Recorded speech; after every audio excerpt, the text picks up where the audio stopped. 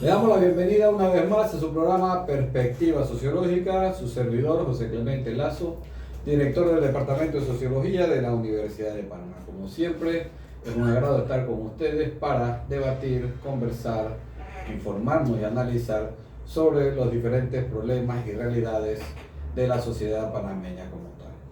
Hoy tenemos un invitado especial, ya ha venido varias veces a visitarnos aquí en Perspectiva Sociológica. Tenemos al profesor doctor Abdiel Iván Quintero Pérez, del Departamento de Sociología y coordinador del Grupo de Investigación de Coyuntura Nacional. Por supuesto, le hemos pedido al profesor que cada mes o cada mes y medio nos esté dando informes de la coyuntura nacional como resultado del Grupo de Investigación del Departamento de Sociología.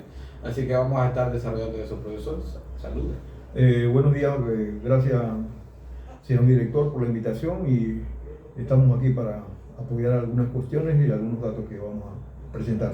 Excelente. Como siempre, nosotros antes de entrar en materia, hablamos de los días internacionales que se han celebrado, actividades del Departamento de Sociología y por supuesto de la publicación que sale todos los domingos en la Estrella de Panamá en la página de Pensamiento Social, en el cual les invitamos a verla, principalmente porque hay aporte todos los domingos de científicos sociales que de una u otra forma atienden temas distintos y que permite a la población en su conjunto apropiarse de estos conocimientos que las ciencias sociales producen y nuestros investigadores en ciencias sociales. Por supuesto, el 12 de agosto se celebró el Día Internacional de la Juventud, es un punto sumamente importante para efectos de considerarlo en la política pública de los gobiernos nacionales. A veces se ignora a este grupo particular, entendiendo un concepto de juventud por quizás los grupos que están entre los 15 y 25 años más o menos, diríamos que son los más jóvenes. Profesor Iván, ¿qué opina de eso? Sí, el tema de los cortes etarios siempre son una discusión, algunos hablan de 18 a 29, etcétera, pero a los estudiantes siempre les muestro las cifras de que en ese grupo etario el desempleo dobla el desempleo nacional, la media del desempleo nacional, o sea que los jóvenes sufren con rigor el desempleo, no en este periodo, hace buen rato. Así mismo es, también el tema de todas las políticas públicas del país han sido prácticamente ignorados o se percibe de que ellos no tienen nada que opinar, y yo creo que es un error fundamental no considerar las expectativas que tiene este grupo etario particular, principalmente porque se caracteriza por generar las mejores condiciones que van a llevar al país adelante como tal. Por supuesto, también el día de hoy, 22 de agosto, Día Internacional del Folclore.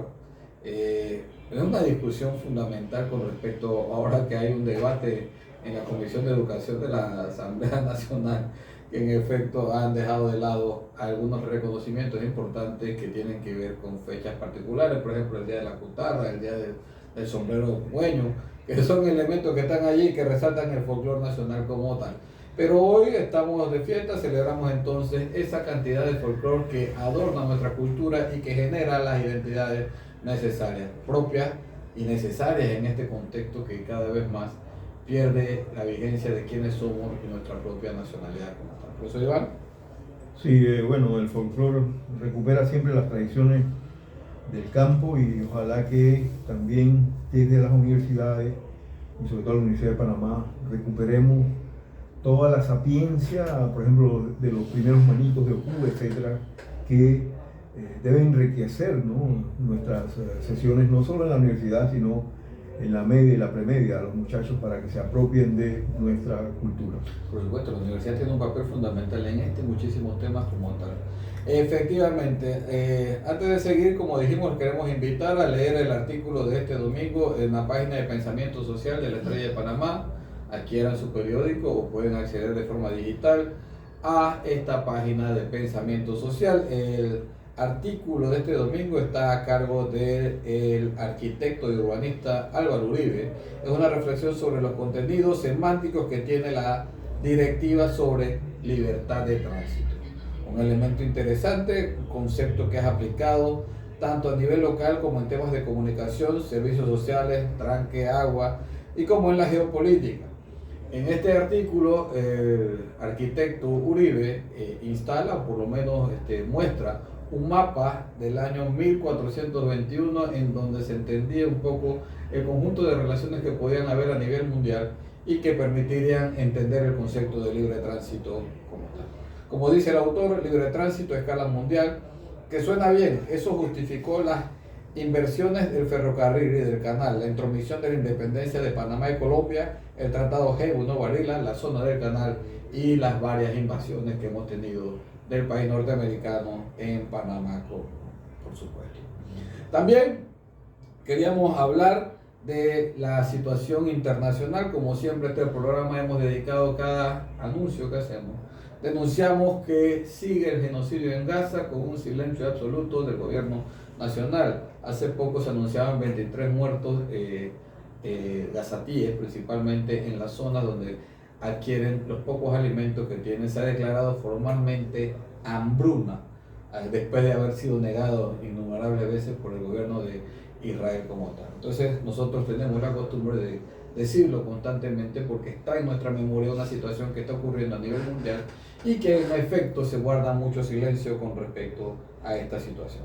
También, como todos los viernes, nos solidarizamos con los maestros y profesores que en la lucha en la reforma de la Caja de Seguro Social contra la Ley 462 han quedado cesantes y que están en una situación bastante difícil. Estamos solidarios y por supuesto nosotros participamos de cada una de las actividades que en alguna medida alivien la condición en la que ha dejado el gobierno nacional a más de 250 docentes a nivel nacional. Docentes que lucharon, son héroes y que en efecto están en una situación bastante difícil. Como dijo el presidente de la República, hay que dar un escarmiento. Parece que el escarmiento es bastante fuerte. Profesor, ¿qué opina sobre eso? Sí, ellos han pasado por algunos colegios urbanos incluso, porque uno puede pensar que solo son las bases más activas, pero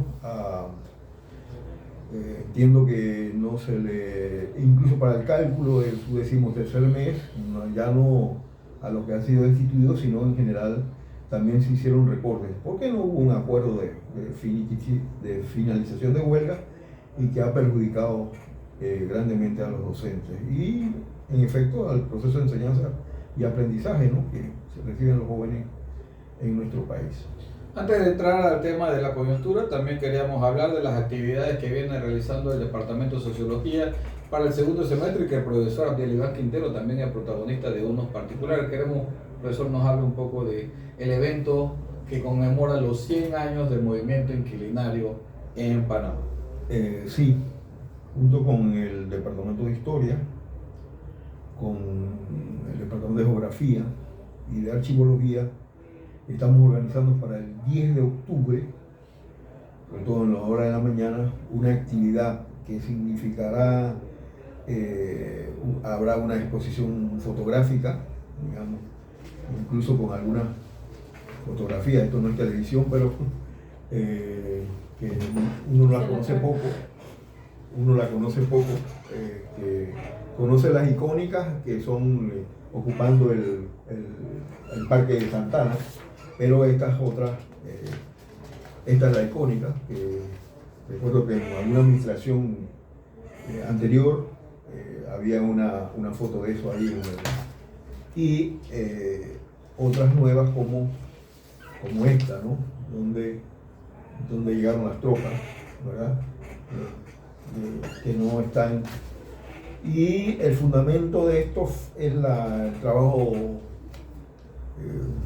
que abrió caminos, que fue el de Alexander Cueva en 1963, cuyo director de tesis fue Antonio Taco, que habló sobre la lucha inquilinaria. Entonces hay una exposición fotográfica, ponencias. El profesor Fernando Aparicio hablará sobre la crisis del Estado oligárquico. El profesor Enoch Adames ha reportado también que va a elaborar una ponencia sobre esto, sobre los 100 años de la lucha inquilinaria. La profesora Deika Gómez de Geografía hablará sobre el tema de la cartografía de la ciudad de Panamá alrededor de 1925. Y por supuesto que en el hueco de la Biblioteca Nacional hay algunos libros digitalizados que presentan gráficas sobre esto. Con ella tenemos una reunión pendiente y una ponencia que estamos preparando para dar un giro distinto sobre una pregunta de dónde vinieron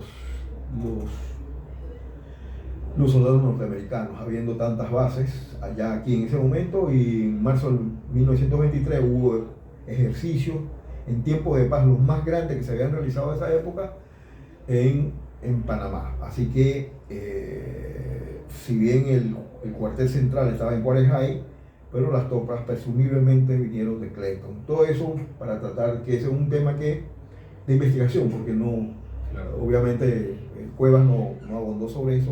Eso es lo que más o menos tenemos. Por supuesto que desde el departamento nos van a apoyar con la profesora Caicedo, el profesor Castillo, Tirso, y algunos afiches que el señor Filós del IDEN nos va a proporcionar.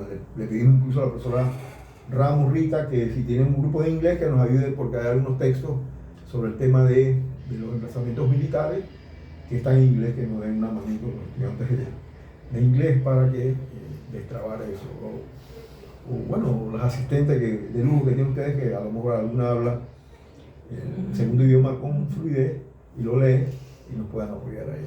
Por supuesto, esta actividad la hemos inmerso en el conjunto de actividades que tiene la Cátedra Centenario de la Facultad de Humanidades, que estamos precisamente también trabajando en la construcción de un congreso sobre la soberanía nacional, principalmente en la coyuntura y la afectación como tal que hemos tenido, principalmente por el memorándum de entendimiento. Así que, en efecto, todos nuestros oyentes estén claros, 10 de octubre vamos a tener en la Facultad de Humanidades la actividad de celebración de los 100 años del movimiento inquilinario con la organización de los departamentos de Sociología, Historia y Geografía. Antes de seguir, los invitamos a seguirnos en las redes sociales del Departamento de Sociología, en donde pueden ver estos contenidos de forma reiterativa, principalmente en YouTube, Sociología UP en YouTube. Usted podrá ver estos programas directamente con imágenes en su repetición como tal. También síganos en todos los contenidos que tenemos en nuestras redes sociales, Sociología UP para Facebook, Instagram, X y TikTok como tal. También le pedimos a todos nuestros oyentes que quieran participar opinando, que pueden escribir al WhatsApp 6701-6985. 6701-6985. Estamos por primera vez y de ahora en adelante haciendo promociones para aquellos que nos escriban opinando sobre lo que conversamos.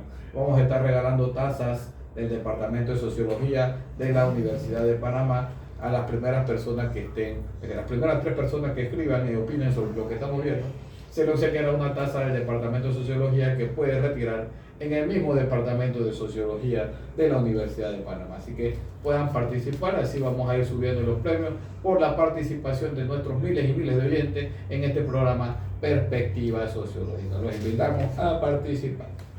Bien, vamos a seguir hablando de actividades del departamento. Quiero reiterar de que el Departamento de Sociología ha concluido ya el proyecto de doctorado en Sociología, primero en Centroamérica, en el que estará disponible para el segundo semestre del próximo año. Ya la documentación está, la documentación final en la Vicerrectoría de Investigación y Posgrado para establecer o proyectar la apertura del primer doctorado en Sociología de la Universidad de Panamá en el Departamento de Sociología. Para que lo tengan claro, también estamos preparándonos para la apertura de la segunda cohorte de la maestría en Sociología con especialización en política social. Ya estamos en periodo de inscripciones. Las primeras sustentaciones de la primera corte la estaremos realizando aproximadamente en el mes de octubre. Creo que hay 5 sustentaciones ya de nuestros maestrantes, que eso es bastante para el tema de las tradiciones de las maestrías.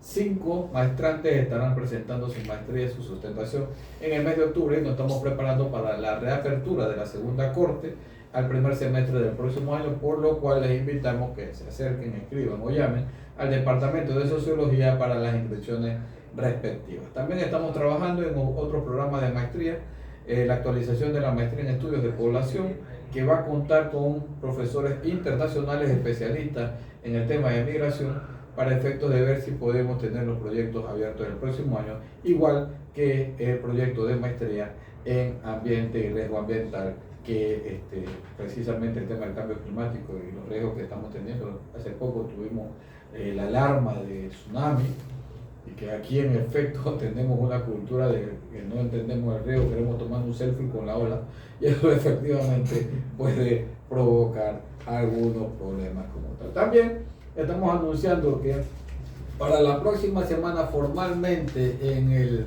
espacio virtual de la Universidad de Panamá, principalmente para la revista, estaremos publicando el primer número de la revista panameña de Sociología Tercera Época. El primer número de la revista panameña de Sociología Tercera Época para la próxima semana. Vayan mirándolo, por favor. Aquí tenemos a la profesora Marjorie, que nos está ayudando en controles, que es la responsable de eso, y me ha pedido que lo anuncie desde ya inmediatamente. Así que en efecto tenemos esto, vamos a seguir haciendo actividades del Departamento de Sociología. Profesor, vamos a entrar en materia directamente como tal. Yo tengo algunos temitas, pero usted es el responsable de darnos el informe de análisis de coyuntura que el grupo de investigación de análisis de coyuntura del Departamento de Sociología tiene. Son abiertos los micrófonos para que nos hable de cuál es la condición coyuntural que tenemos hoy en el país. Sí, bueno, el grupo siempre trata de mirar lo que es lo reciente, porque a veces la concepción de la coyuntura es como muy momentáneo, depende de la declaración del día anterior o de la semana anterior. Y por eso, en efecto, tratamos de juntar digamos, varios meses para ver el curso que va tomando los acontecimientos. Y en este caso, digamos, desde mayo, junio, julio, y lo que va de agosto, como casi ya más de la mitad de agosto, serían 4 meses para ver cuál es el curso que va tomando. Inicia pues con mayo, donde hay un flujo de la lucha del movimiento social muy alto, es decir, todos conocemos, y que las organizaciones que llevan adelante ese flujo, pues, no solamente incluyen los profesores, los maestros, al sindicato de la construcción, al SUNTRAC, sino también a los pueblos originarios, el sindicato bananero, que juega un papel muy importante en la coyuntura, pero es un momento de flujo, ¿verdad? Y que la respuesta es, y tiene que ser así, cuando uno lee los textos de Claxo sobre el tipo de Estado, digamos, autoritario que parece la obra de derecha autoritaria, parece imponerse, ¿no? En América Latina, y Panamá no se sustrae de eso, y empiezan a darle fuertes golpes, ¿verdad?, de confrontación al movimiento social.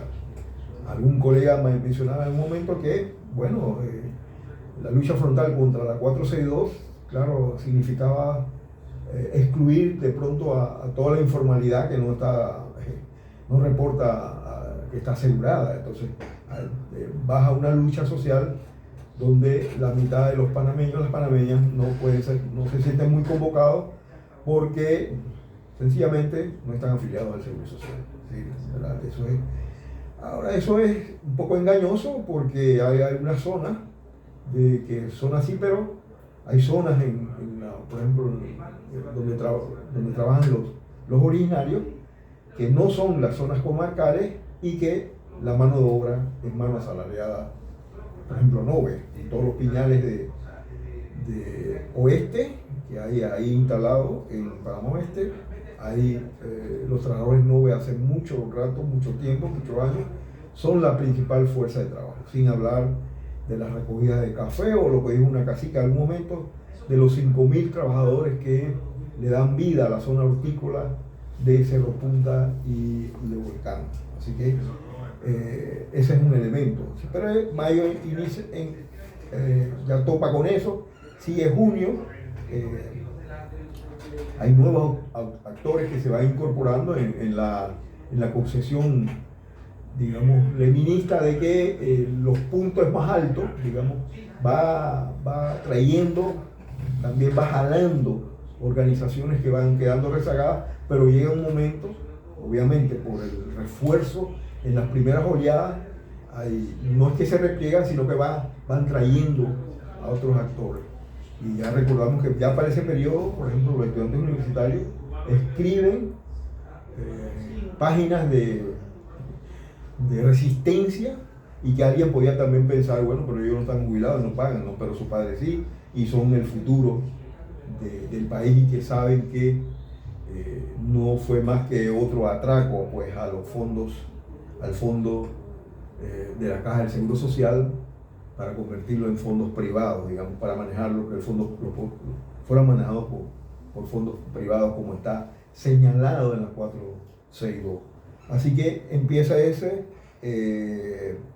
También los originarios, ya hay enfrentamientos en algunas localidades históricas, que, como son Tolé, ¿verdad? Que ya los indígenas ahí que están muy cercanos a la vía interamericana empiezan a mostrar resistencia, ¿verdad? Ese mes, digamos, de repunte. Llama la atención también cómo hay una compactación de los cuerpos de seguridad del Estado y que van más allá simplemente de los que pertenecen a la Policía Nacional, sino los otros estamentos como Senafrón, ¿verdad? Y la Aeronaval, digamos, que ya se involucran directamente en los contingentes. Es decir, ya el movimiento es tan grande que no es suficiente los controles antimotines, sino que necesita traer de los otros estamentos de seguridad fuerza con especialización no ya de lucha urbana, de antimotines y gases lacrimógenos, sino de enfrentamientos. En la ciudad no vimos mucho de eso, pero sí particularmente en la zona bananera, donde directamente creo que hubo un anuncio de los jefes de que no, si alguien se mueve, hay estado de sitio. Viene todo el periodo también que se declara el estado de sitio, por decirlo de alguna forma, sobre Bocas del Toro, etcétera, etcétera, etcétera. Ese es, digamos, lo que va pasando. Y hay algunos colegas que son parte del departamento que en todo este periodo han escrito cuestiones que sirven para profundizar, para el debate. Por ejemplo, el profesor Pinot dijo que alguien le había pedido que diera cuenta de cuáles son las lecciones que había pasado, porque ya entramos efectivamente ya para agosto y a finales de julio en un reflujo. Yo no voy a hablar de derrota, sino de un reflujo del movimiento social que un poco uno podía comparar con lo que pasó con las tropas norteamericanas que entraron a petición del gobierno nacional de Chari digamos, sujetar, golpear al movimiento inquilinario, y a la Liga de Inquilinato y Subsistencia entra directamente porque estaban rebasados. El alcalde Muralindo, el jefe de la policía Pretel, y piden a los norteamericanos, después del 10 que hay 4 muertes, y el otro entra en el 12, el lunes entra el general C.H. Martin y atacan, ¿verdad? Muertos también, y es la misma, ¿verdad? Y que algunos historiadores como Soler han dicho en la primera confrontación, el profesor Beluche también, de la lucha de clases en Panamá. Pero esto se recrea con lo que hemos estado viviendo. Entonces Pinot habla de que una primera lección, dice, tiene que ver con el hecho que las luchas que se han estado suscitando en los últimos años no nacieron de la aprobación de tales o cuales leyes, sostiene Pinot, sino que las condiciones reales y profundas fueron establecidas con la invasión desde el 89, o sea, busca los antecedentes previos, que impuso un modelo de enriquecimiento y establecido con la invasión del 89, con un control social colonial diseñado por el colono imperial y dispuesto a andar con los 2 primeros gobiernos post-invasión, el Lara y Pérez Valladares. Lo segundo, ahí dice Pinot, que los clanes económicos basados en la extracción de renta a partir de las divisas generadas por la circulación de mercancías, digamos, se han fortalecido al amparo incluso del tema del canalero. Y en lo económico, dice, el resultado ha sido una ampliación de la brecha entre los de arriba y los de abajo. Y en lo político se evidencia la capacidad de los funcionarios y autoridades elegidas cada 5 años para representar los intereses de sus electores, del pueblo que los eligió. En esa misma línea, el profesor Enoch creo que en la página de La Estrella había planteado que el bloque empresarial, comercial, financiero, rentista, que constituye la fracción predominante de la administración de Molino, marca un cambio respecto al modelo de gestión política post-invasión y vigente durante 35 años. O sea que hay un elemento que yo he leído estos aportes de los colegas del departamento, porque hay un elemento que a veces se nos escapa, que es la presencia del capital extranjero. El capital extranjero que necesita estabilidad, no importa que sea un gobierno de derecha que utilice la fuerza para sujetar, necesita estabilidad. Y cada uno de los gobiernos, incluso el anterior de Laurentino Cortizo, cuando entran, van a la banca internacional, ¿verdad? Al Morgan Guarantee Trust, al Chase Manhattan, y le dan $2.000 millones para que arranque la administración. Y este gobierno también entró con unos préstamos de la banca internacional. Entonces, no solamente basta registrar las empresas transnacionales que están presentes ahí, que con la primera administración de Martinelli, que era un montón, o sea, las españolas, FCC Construction Español, Odebrecht, etcétera, etcétera, millones de contratos, Riga, de empresas extranjeras, y que no importa si significa, digamos, usar una palabra no sociológica, apabullar al movimiento social, pero para ordenarlo y de decirle, aquí hay garantías de que ustedes pueden venir a invertir, ¿verdad? Entonces, a veces se nos va del foco esto de, ya con esto lo hemos discutido con el profesor Hughes, de que en la eventualidad de una tercera edición de ¿Quiénes son los dueños de Panamá?, permítame, señor director, hacer esa propaganda, tenemos que ponerle más el ojo a la inversión extranjera, porque ella está solapada, no se ve, pero está ahí también comandando, y no piensa solamente que son las fracciones élites económicas internas que están en el proceso, pero ellos están atrás. Y particularmente hemos colocado, que yo estoy seguro que en corto tiempo se publican en la página de La Estrella de Panamá, lo que pasa puntualmente en el caso de arroz, que detrás de las importaciones masivas del grano está la transnacional norteamericana D-Rice Food, es de donde viene el arroz en cáscara que la élite de Analmo procesa en los molinos, y que entonces en detrimento de la producción en detrimento de la producción nacional.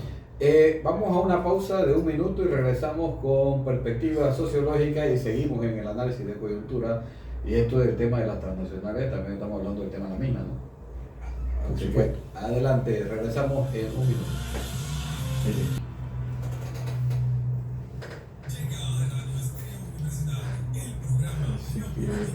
Así que le puso bombos y platillos a la de música. Sí. Hasta la noticia lo veo. Ajá, todos lados salió diciendo el primer doctorado de música en la Universidad, pero él también sale de sociología.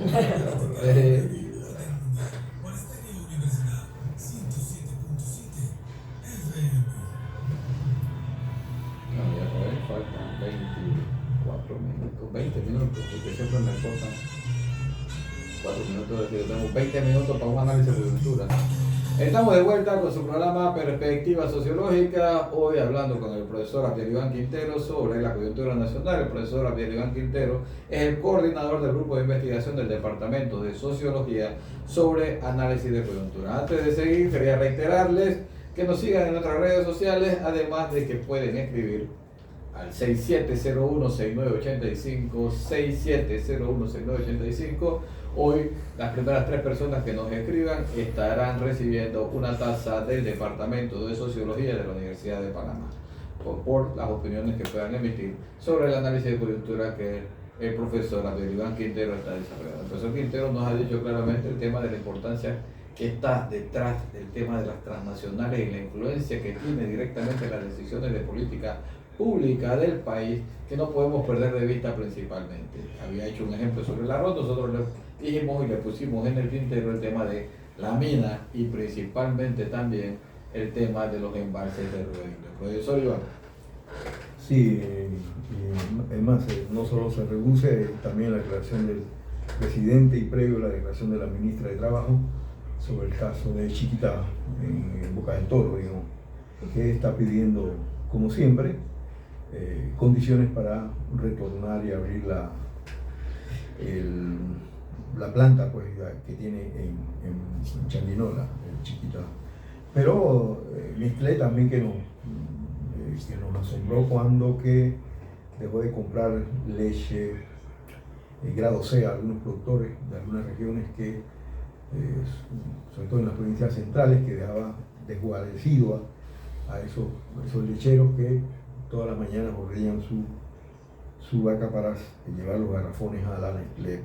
Sin embargo, como siempre, uno conoce siempre una parte y la otra parte no, porque estoy seguro, es una especulación, pero que el gobierno también otorgó algunas concesiones que Nestlé estaba pidiendo, porque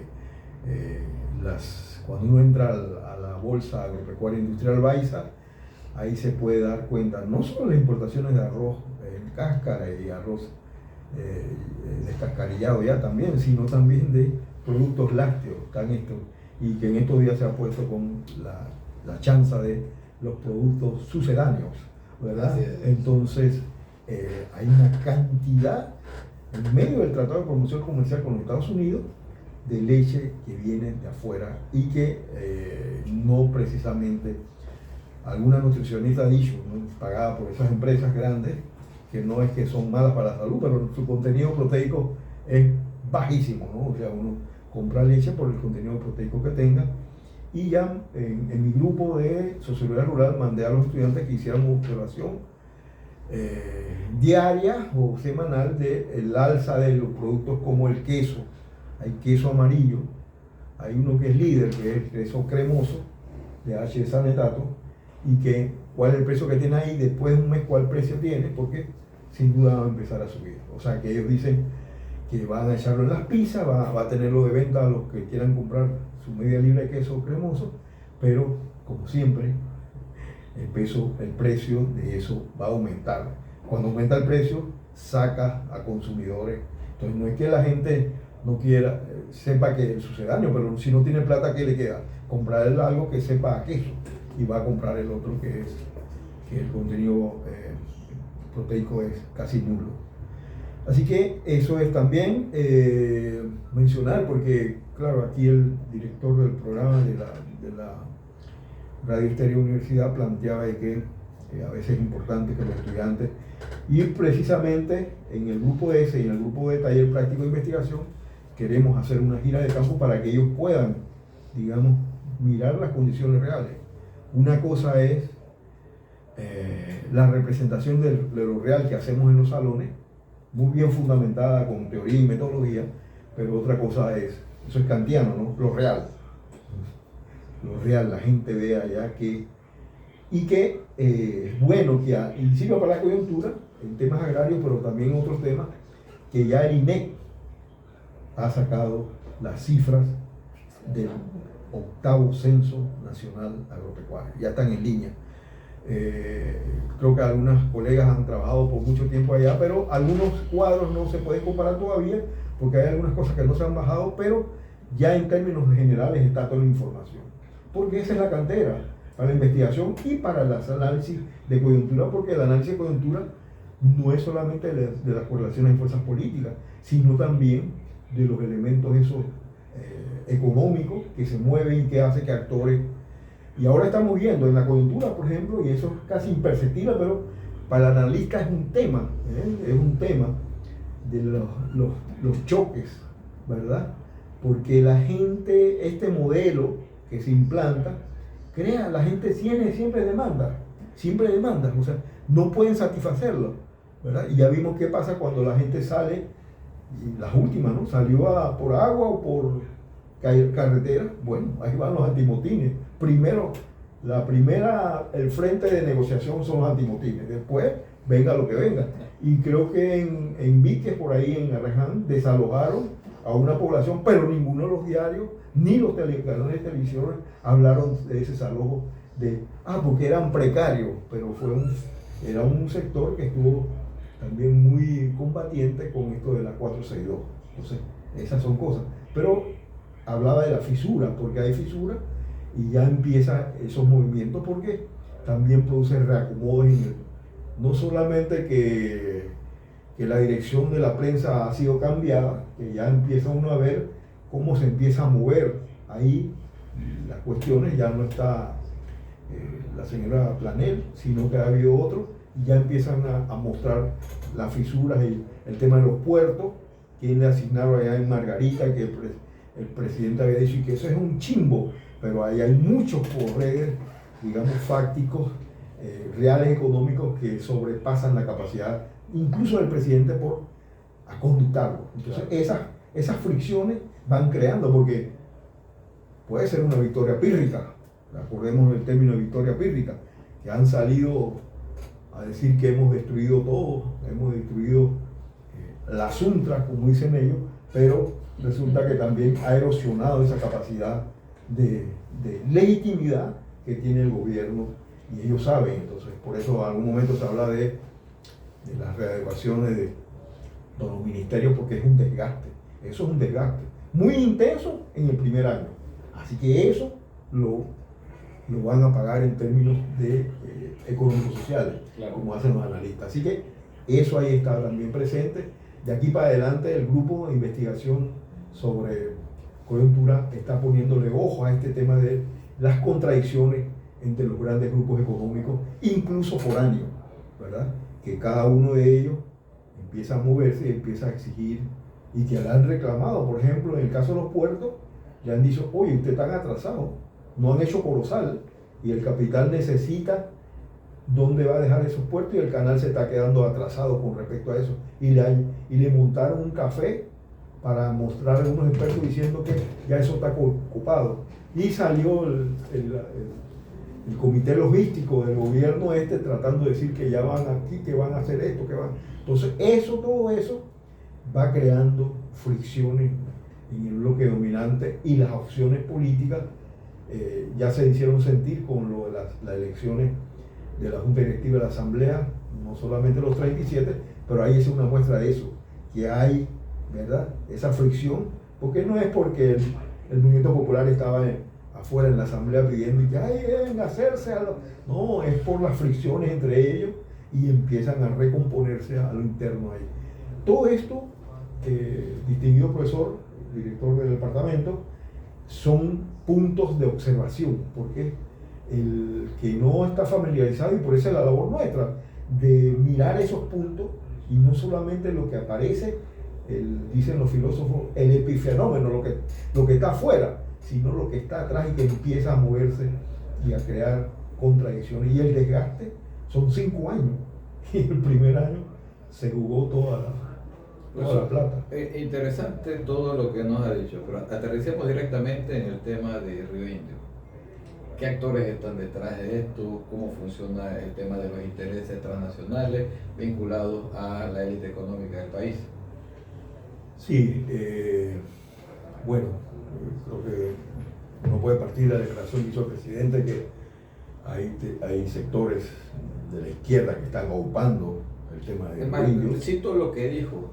Él dijo ayer dijo: hay saña y maledicencia en el tema de Río Indio. Me imagino que señalando directamente a lo que él siempre denomina los grupos de izquierda radical.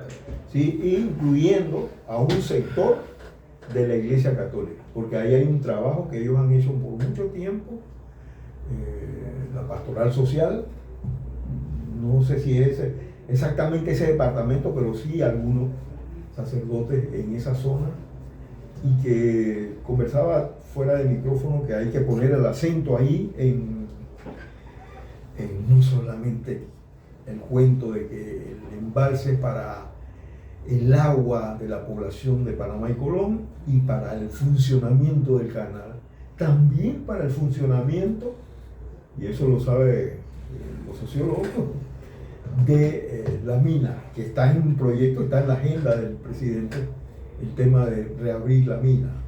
Estaba revisando las coyunturas y veía ahí que la ola azul, aquella cuando se enfrentó Navarro con, iba a decir Bimbín, con la candidata contraria, y en la nómina de Navarro estaba Hacha y López, que todos esos son ministros ahora. Entonces, eso era una cosa, ¿cómo está la capacidad que tuvo de reagrupar ¿verdad? En torno no solamente el tema de la 462, sino frente a este proyecto, digamos, minero, que sin duda le están poniendo todo el empeño. El que aparece hablando son la autoridad del Canal de Panamá y sobre todo la suministradora, ¿verdad? Ilya de Marota, pero ahí detrás está la corporación canadiense First Quantum, que a veces uno escucha los programas de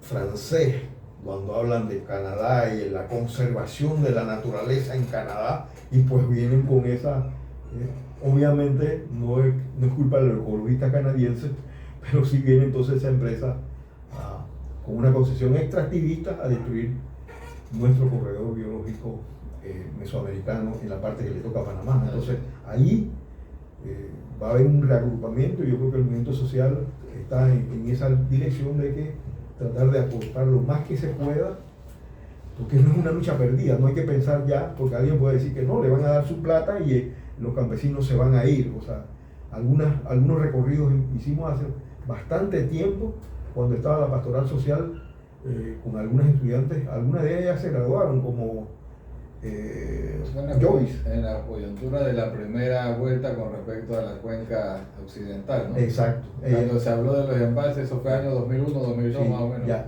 se recurrió y la gente tenía una posición beligerante frente a esa posición de la ampliación de la cuenca occidental. Es más, nace la coordinadora campesina contra los embalses. Exactamente. Ahí todo, y empieza uno a conocer dirigentes ahí en Uteba, Cutevilla, todo eso. Y que es la idea también de la investigación. Recuerdo siempre a la difunta decana Carmen Guadalupe Córdoba, que una vez en una junta departamental se paró diciendo: aquí se gastan 11 millones de dólares en planilla docente al año, pero hay algunos, y la mayoría, que no investigan, no vienen a enseñar y se va para su casa, porque son profesores titulares y ya tienen cátedra. Bueno, y eso no debe ser. Esa es una lucha constante, ¿eh? Por eso lo retrotraigo, porque no es historia, porque ella tenía razón. O sea, tú tienes que estar siempre, ¿verdad? Y por eso el estudiante se entusiasma cuando ve a un docente comprometido con el análisis de la realidad, y que no solamente y que te viene a meter, no, también las relaciones de fuerza. En este caso de Río Indio, tiene que, no quiero decir que debe salir una barcaza de aquí para Río Indio, como hubiera hecho esta Thunberg, la niña esta que ya no está niña, para llevarle solidaridad desde sociología a los pobladores de Río Indio. Algunas de esas comunidades, claro, la visitamos en ese recorrido, y no solo estuvo Morris, y había otra estudiante que nos acompañó ahí. Estuvimos recorriendo esos caseríos y recogiendo testimonios. Algunos de ellos incluso retrataban y dicen: dile al profesor Quintero que vuelva, que no ha vuelto más. Yo tengo un compromiso ahí para regresar con él. Pero bueno, mi punto era ese, ¿no? De que eso es una cosa que ya viene, ya está en la mesa, pero detrás está First Quantum. No viene con la expansión del canal, el agua de las ciudades de terminal. Eso es cuento chino, perdón por los chinos, pero es cuento chino. Así que bueno, perfectamente, tenemos un conjunto de desafíos, porque en efecto cuando se empiezan a movilizar estos intereses como tal, va a haber reacciones del movimiento social en el país nuevamente, y en efecto ya sabemos que el gobierno nacional no se la juega sencilla, pero en efecto hubo un mandato, primero de parte de la Corte Suprema de Justicia, en tanto no solamente contra el contrato minero en su conjunto, sino contra las consecuencias que tiene la explotación minera. Hubo una ley de moratoria minera, que también es un obstáculo que debe superar para la reapertura de una mina como tal. Esto no es tan o no debería ser tan sencillo. Sabemos que la institucionalidad del país se está utilizando como herramienta de persecución a grupos particulares como tal. Así que tenemos eso, y aparte de eso, la gran movilización del país frente tanto al contrato como a la actividad minera que se realizó en el año 2023. Son cosas que no pueden ignorarse dentro del gobierno nacional, y que en efecto cada vez que lo toca, porque también lo toca de una manera peyorativa, al referirse a lo que han protestado como 5 gatos cuando un país se movilizó en contra de esto. Yo creo que es peligrosa la situación como tal. Anunciamos que se lleve de la mejor forma y con la voluntad del pueblo posible, y no precisamente con los intereses, porque ni siquiera tan nacionales como otras, porque hay pocas empresas que están unidas a esta actividad nacional, sino principalmente es el poder económico de una transnacional como First Quantum Minerals, y eso es precisamente lo que tenemos. Ahora podemos hacer un programa sobre eso, por supuesto, pero no, de mi parte, no soy tan especialista en eso, he invitado a otra gente que pueda. Por supuesto, Perspectiva Sociológica, como hemos dicho, es un programa que verifica la realidad a través de la perspectiva sociológica como tal. La mayoría de los invitados son sociólogos, pero en efecto, nosotros tenemos un análisis crítico de la realidad social panameña y que en efecto está vinculado directamente con las decisiones que el gobierno nacional está tomando, y que en efecto nosotros no podemos guardar silencio, principalmente por nuestro papel de intelectuales orgánicos, para citar a Gramsci como tal, que es absolutamente necesario el análisis crítico con respecto a lo que ocurre. No podemos quedarnos callados frente a eso, y ese es un papel fundamental no solamente del Departamento de Sociología, sino de la Universidad de Panamá en su conjunto, que se ve precisamente metida en los conflictos y presiones específicas también de estas instituciones, porque no podemos dejar de lado ese punto. Bien, hemos concluido el día de hoy. El próximo viernes nos escuchamos nuevamente en Perspectiva Sociológica. Queremos agradecer a Marjorie Centeno, profesora asistente del Departamento de Sociología, por estar con nosotros aquí. También ella está invitada a hablar, pero ella a veces me esquiva, pero va a estar presente próximamente para tocar temas urbanos en el cual ella es especialista. Y también agradecemos a Ricardo González en Controles. Señor Ricardo, gracias por todo. Siempre está anuente a facilitar el programa Perspectiva Sociológica. Nos escuchamos el próximo viernes.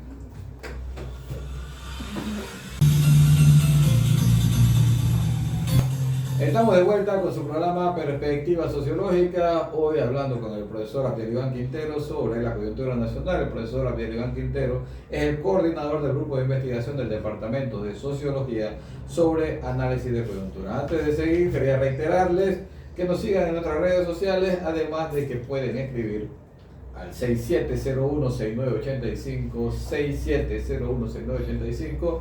Hoy las primeras 3 personas que nos escriban estarán recibiendo una taza del Departamento de Sociología de la Universidad de Panamá por las opiniones que puedan emitir sobre el análisis de coyuntura que el profesor Abdiel Iván Quintero está desarrollando. El profesor Quintero nos ha dicho claramente el tema de la importancia que está detrás del tema de las transnacionales y la influencia que tiene directamente en las decisiones de política pública del país, que no podemos perder de vista principalmente. Había hecho un ejemplo sobre el arroz, nosotros le dijimos y le pusimos en el tintero el tema de la mina y principalmente también el tema de los embalses de Río Indio. Profesor Iván.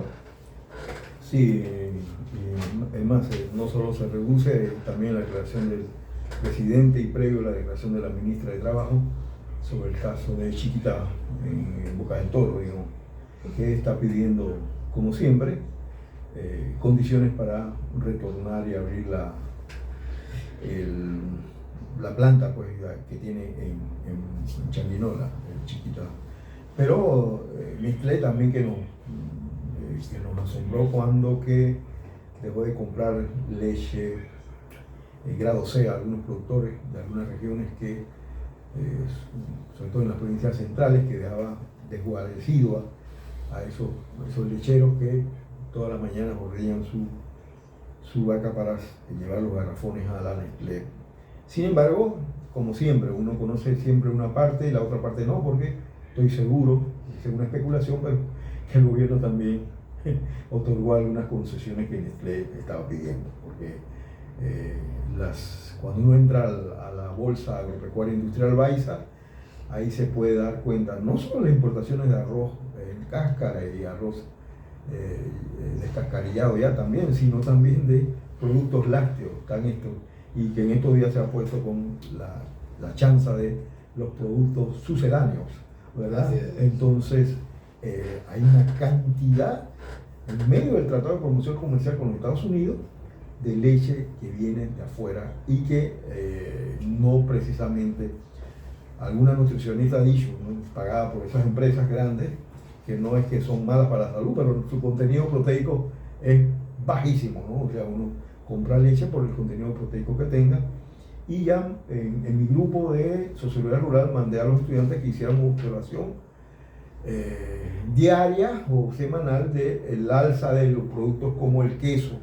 Hay queso amarillo, hay uno que es líder, que es queso cremoso, de H. Sanetato, y que cuál es el precio que tiene ahí, después de un mes cuál precio tiene, porque sin duda va a empezar a subir. O sea que ellos dicen que van a echarlo en las pizzas, va a tenerlo de venta a los que quieran comprar su media libra de queso cremoso, pero como siempre, el precio de eso va a aumentar. Cuando aumenta el precio, saca a consumidores. Entonces no es que la gente no quiera, sepa que es sucedáneo, pero si no tiene plata, ¿qué le queda? Comprar algo que sepa a queso y va a comprar el otro que el contenido proteico es casi nulo. Así que eso es también mencionar, porque claro, aquí el director del programa de la Radio Estéreo Universidad planteaba de que a veces es importante que los estudiantes, y precisamente en el grupo ese y en el grupo de taller práctico de investigación, queremos hacer una gira de campo para que ellos puedan, digamos, mirar las condiciones reales. Una cosa es la representación de lo real que hacemos en los salones, muy bien fundamentada con teoría y metodología, pero otra cosa es, eso es kantiano, ¿no? Lo real. Lo real, la gente ve allá que es bueno que y sirva para la coyuntura en temas agrarios, pero también en otros temas, que ya el INEC ha sacado las cifras del 8º Censo Nacional Agropecuario, ya están en línea. Creo que algunas colegas han trabajado por mucho tiempo allá, pero algunos cuadros no se pueden comparar todavía, porque hay algunas cosas que no se han bajado, pero ya en términos generales está toda la información. Porque esa es la cantera para la investigación y para el análisis de coyuntura, porque el análisis de coyuntura no es solamente de las correlaciones en fuerzas políticas, sino también de los elementos esos económicos que se mueven y que hace que actores. Y ahora estamos viendo en la coyuntura, por ejemplo, y eso es casi imperceptible, pero para el analista es un tema de los choques, ¿verdad? Porque la gente, este modelo que se implanta, la gente tiene siempre demandas, o sea, no pueden satisfacerlo, ¿verdad? Y ya vimos qué pasa cuando la gente sale, y las últimas, ¿no? Salió por agua o por carretera, bueno, ahí van los antimotines. Primero, el frente de negociación son los antimotines, después venga lo que venga. Y creo que en Vieques, por ahí en Arreján, desalojaron a una población, pero ninguno de los diarios, ni los canales de televisión hablaron de ese desalojo, porque eran precarios, pero era un sector que estuvo también muy combatiente con esto de la 462. Entonces, esas son cosas. Pero hablaba de la fisura, porque hay fisura y ya empiezan esos movimientos, porque también produce reacomodos no solamente que la dirección de la prensa ha sido cambiada, que ya empieza uno a ver cómo se empieza a mover ahí las cuestiones, ya no está la señora Planel, sino que ha habido otro, y ya empiezan a mostrar las fisuras y el tema de los puertos, que le asignaron allá en Margarita, que el presidente había dicho, y que eso es un chimbo, pero ahí hay muchos correos, digamos, fácticos, reales económicos que sobrepasan la capacidad, incluso del presidente, por conductarlo. Entonces, claro, esas fricciones van creando, porque puede ser una victoria pírrica, acordemos del término de victoria pírrica, que han salido a decir que hemos destruido todo, hemos destruido la Suntra, como dicen ellos, pero resulta que también ha erosionado esa capacidad de legitimidad que tiene el gobierno, y ellos saben. Entonces, por eso en algún momento se habla de las readecuaciones de los ministerios, porque es un desgaste. Eso es un desgaste muy intenso en el primer año. Así que eso lo van a pagar en términos de económicos sociales, claro, como hacen los analistas. Así que eso ahí está también presente.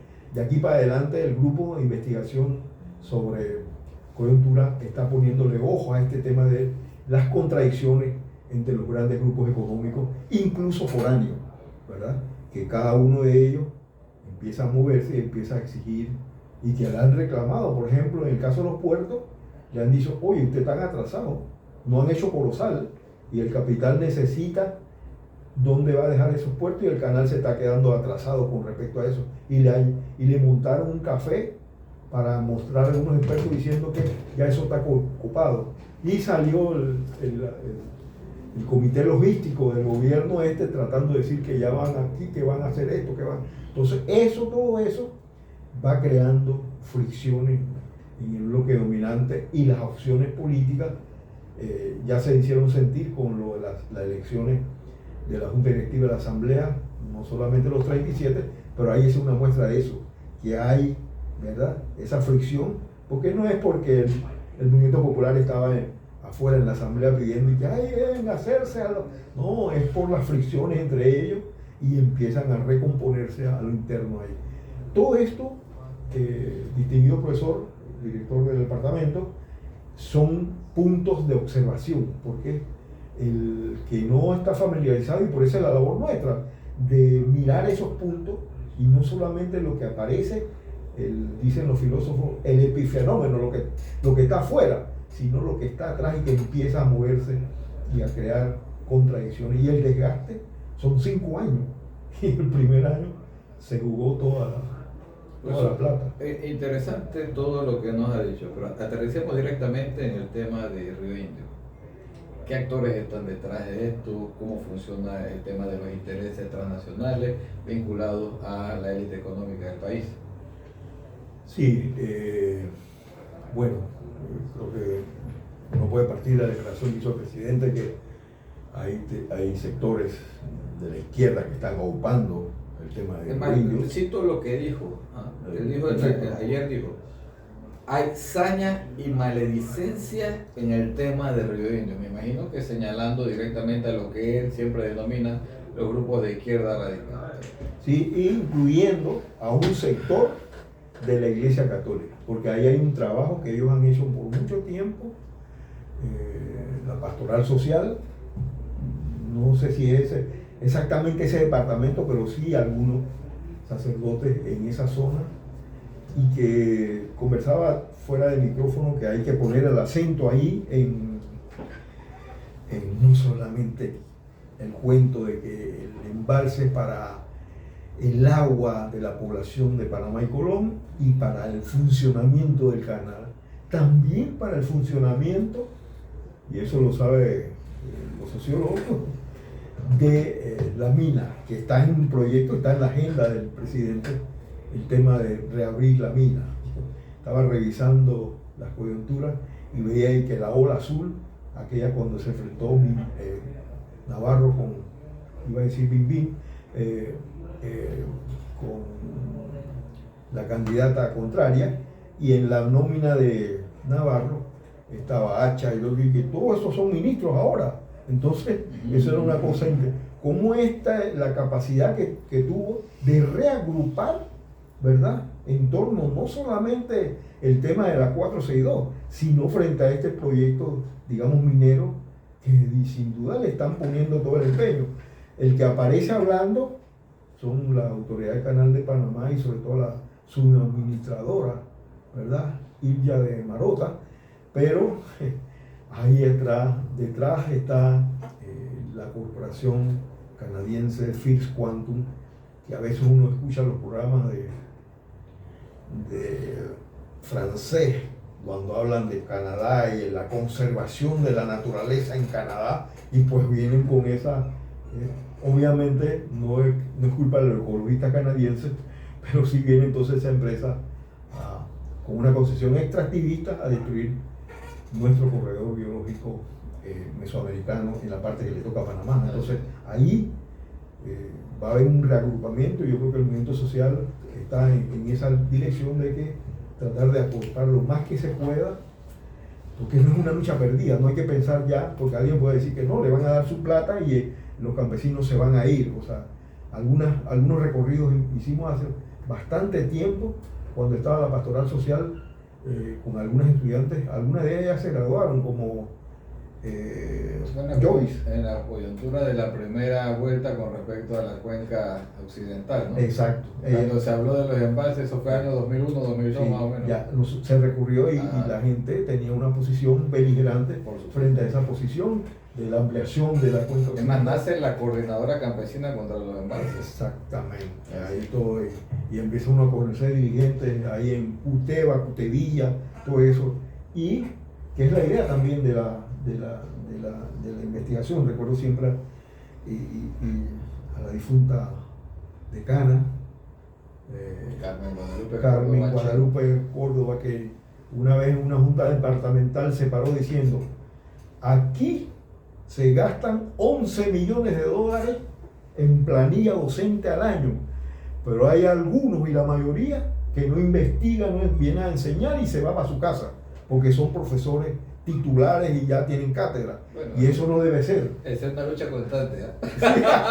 Por eso lo retrotraigo, porque no hay historia, porque ella tenía razón. O sea, tú tienes que estar siempre, ¿verdad? Y por eso el estudiante se entusiasma Claro, cuando ve a un sí. docente comprometido con el análisis de la realidad, y que no solamente y que te viene a meter, no, también las relaciones de fuerza. En este caso de Río Indio, tiene que, no quiero decir que debe salir una barcaza de aquí para Río Indio, como hubiera hecho esta Thunberg, la niña esta que ya no está niña, para llevarle solidaridad desde sociología a los pobladores de Río Indio. Algunas de esas comunidades, claro, la visitamos en ese recorrido, y no solo estuvo Morris, y había otra estudiante que nos acompañó ahí. Estuvimos recorriendo esos caseríos y recogiendo testimonios. Algunos de ellos incluso retrataban y dicen: dile al profesor Quintero que vuelva, que no ha vuelto más. Yo tengo un compromiso ahí para regresar con él. Pero bueno, mi punto era ese, ¿no? De que eso es una cosa que ya viene, ya está en la mesa, pero detrás está First Quantum. No viene con la expansión del canal, el agua de las ciudades de terminal. Eso es cuento chino. Perdón por los chinos, pero es cuento chino. Así que bueno, perfectamente. Tenemos un conjunto de desafíos, porque en efecto, cuando se empiezan a movilizar estos intereses como tal, va a haber reacciones del movimiento social en el país nuevamente. Y en efecto ya sabemos que el gobierno nacional no se la juega sencilla. Pero en efecto hubo un mandato, primero de parte de la Corte Suprema de Justicia, en tanto no solamente contra el contrato minero en su conjunto, sino contra las consecuencias que tiene la explotación minera. Hubo una ley de moratoria minera, que también es un obstáculo que debe superar para la reapertura de una mina como tal. Esto no es tan o no debería ser tan sencillo.